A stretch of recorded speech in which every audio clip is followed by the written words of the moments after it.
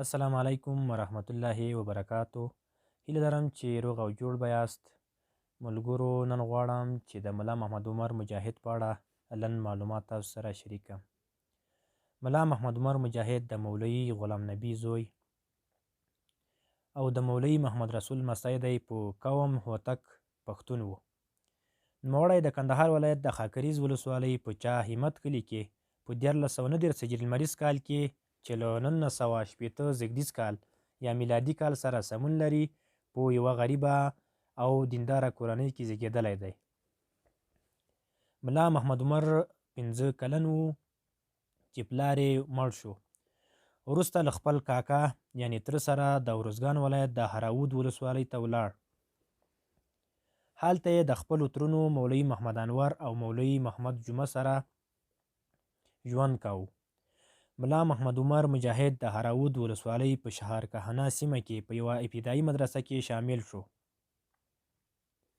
د دې مدرسې سرپرستي هم د ده تره ملا محمد جمعه کوله. د لومړنۍ اسلامي زده کړې بشپړې کړې، نورې لوړې زده کړې ته یې وخت پیدا نه کړ، ځکه نوموړی په 1350 لمریز کال کې د هغه وخت د دولت پر ضد جهاد ته مخه کړه.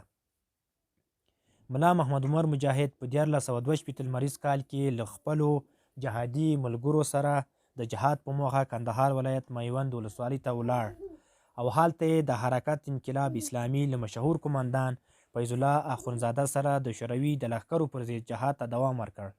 ځینې سرچینې وایي چې ملا محمد عمر مجاهد کورنۍ اصلا پخوا له ارزګان څخه کندهار ته راغلې وه.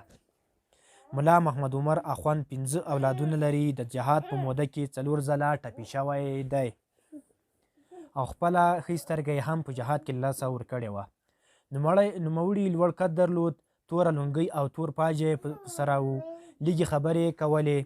ملا محمد عمر مجاهد په 1301 لمریز کال کې د حمل پر 14مه د 1.5 علماو لخوا په کندهار کې د امیر المؤمنین په توګه وټاکل شو. دا و د ملا محمد عمر مجاهد په اړه لنډ معلومات چې ما تاسو سره شریک کړه. هیله لرم چې خوښ شوي به مو وي.